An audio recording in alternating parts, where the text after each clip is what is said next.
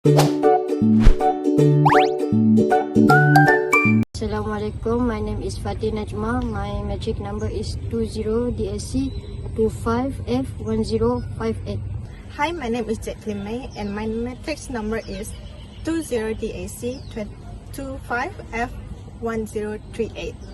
Hi, my name is Jeliti Zamri. My matrix number is 20DSC 25F1013. Hi, my name is Triveni Shannon. Zahara Trading SDN BHD is a local Malaysia skincare brand specialism in organic facial care such as serum, cleanser and moisturizer. This brand has gained popularity among Gen Z. Suddenly, the skincare has been lost interest of many customers due to bankruptcy and COVID-19. The company then find other initiatives to optimize the business sales by creating an e-commerce platform, which is Pink Elegant website.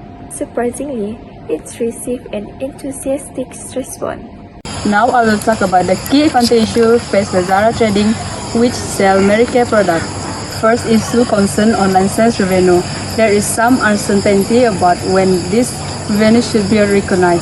Should it be recorded at the point of sale when the customer clicks buy or only when the product is delivered?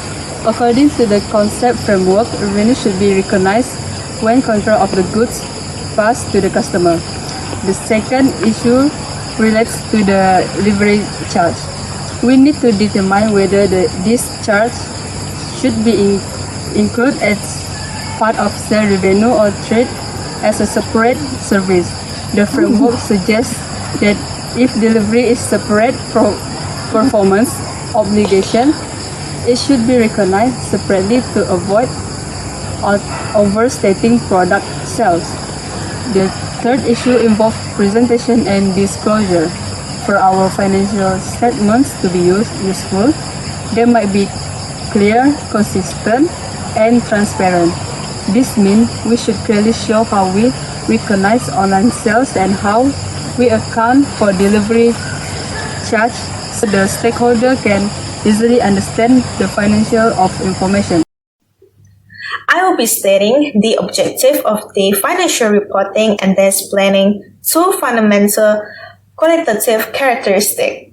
So for financial reporting, it is actually to provide useful information about the company's financial performance and position so that the stakeholders can make a good decision. So for two kinds of fundamental qualitative characteristics, there will be relevant and faithful representation. For relevant, it is about information which help user to predict or confirm any kind of outcomes, while faithful representation is about information that must be complete, neutral, relevant. Zara Trading reports online sales performance of Medicare products through the Pink Elegant website.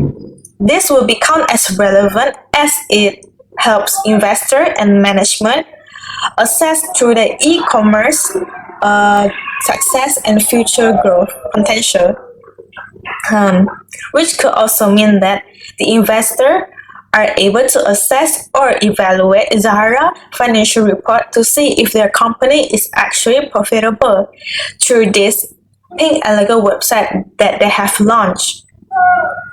For example, in 2025, Zara Trading online sales performance has increased at least 30% after launching their new brightening serum on their Pink Elegant website.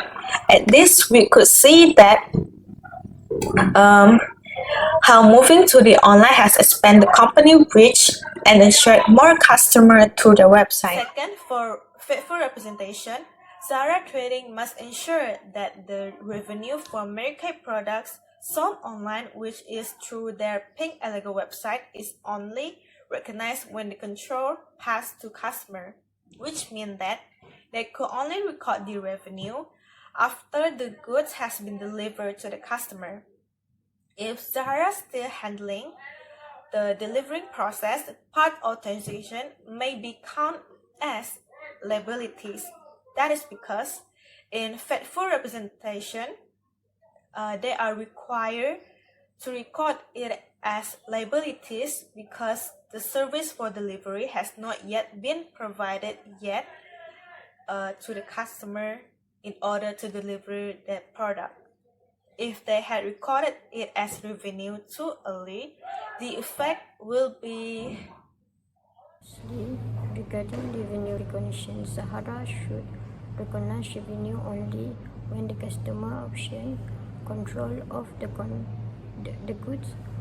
The accordance with the principles outlined in MFRS 15 and IFRS 15.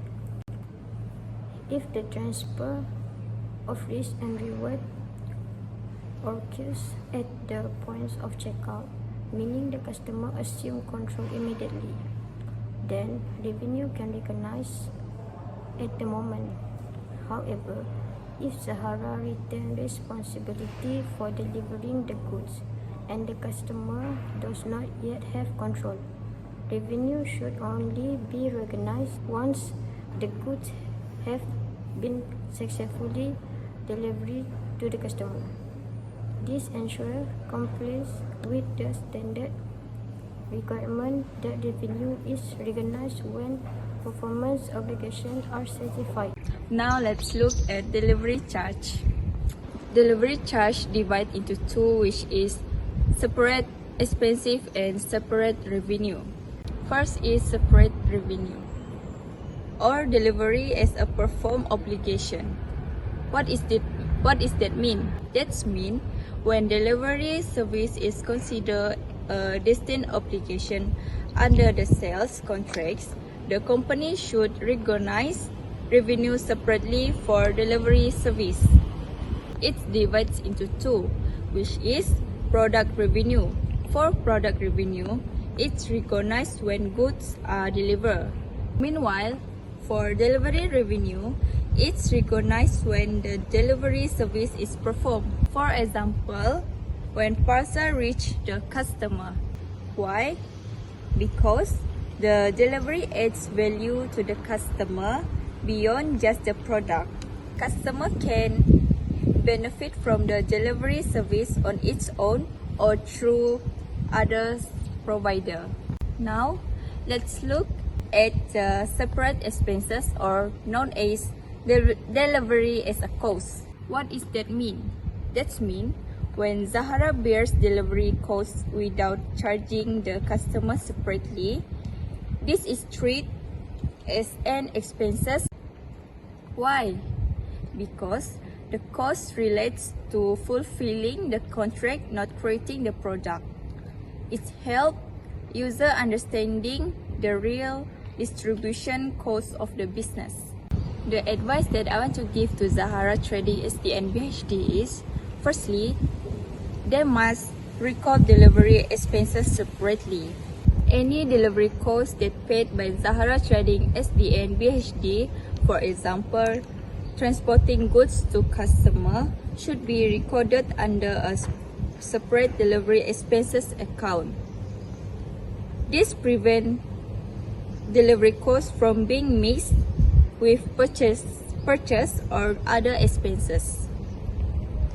It's making it easier to monitor how much the business spent on delivery activities. Second, Zahara Trading SDN BHD should recognize delivery income separately.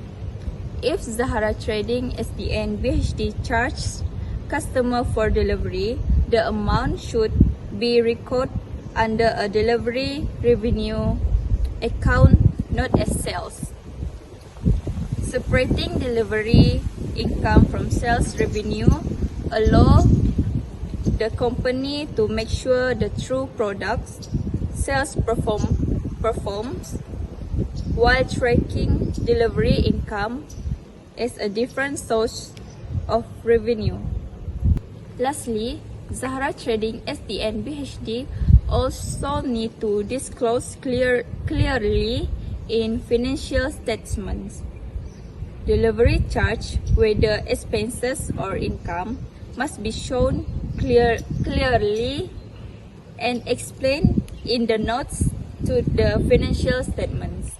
This increased transparency, ensure compliance with accounting standards, treating delivery as a separate performance obligation, and it also helped management compare delivery costs against delivery revenue to make better business decisions. Lastly, Zahara Trading should review its accounting policy regularly and ensure the most recent version is clearly stated in the financial report. If there have been changes in standard, for example, adoption of new IFRS or the local GAAP requirements, this change must be disclosed in detail. The report should explain how these policies are applied in practice, example, revenue recognition, depreciation methods, and inventory valuation. This helps build trust with stakeholders by showing consistency and compliance with regulatory requirements. Next, Zahara Trading should provide comparative figures. Comparative figures from the previous financial period should always be presented alongside current results. If there are material change in classification, valuation, or adjustment from prior periods, Zahara Trading should restate comparative figures and provide a note explaining why the change was necessary. This enables auditors, investors, and other users to track performance, trends, and assess the financial health of the business over time. For the last one, Zahara Trading should explain change to users, especially to auditors and investors. Any adjustment, whether due to new accounting standards, reclassifications, or error connections, should be clearly explained in the notes. For auditors, this ensures easier verification or compliance and accuracy of financial statements. For investors, it increases transparency by showing how decisions or external regulation affect profitability, assets, and liabilities. In conclusion, development in Zahara Trading online business operation necessitate careful and transparent reporting in its financial statement to ensure the financial information remain both useful and relatable to internal and external decision makers. It is instilled that Zahara address to the fundamental qualitative characters of financial reporting, namely relevance and faithful representation. To achieve this level of transparency and accountability, Zahara should provide clear and comprehensive regarding its update to revenue recognition policy and delivery cost treatment. This disclosure should be supported by comparative figure and aligned with applicable accounting standard, particularly MFRS 15, with govern revenue from contract with customer. By doing so, Zahara will not only enhance the credibility of its financial reporting, but also reinforce the confidence of director, investor, and other stakeholders in the company. Commitment to sound financial practice and regulatory compliance. This proactive approach to financial reporting will serve as a foundation for informed decision making and long-term business sustainability. Thank you.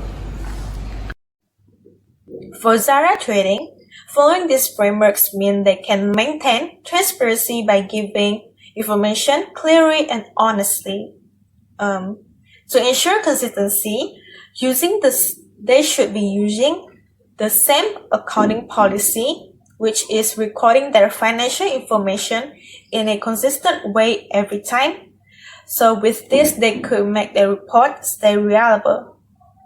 They could also build their trust with stakeholders by showing their reports to them, which is accurate and dependable. With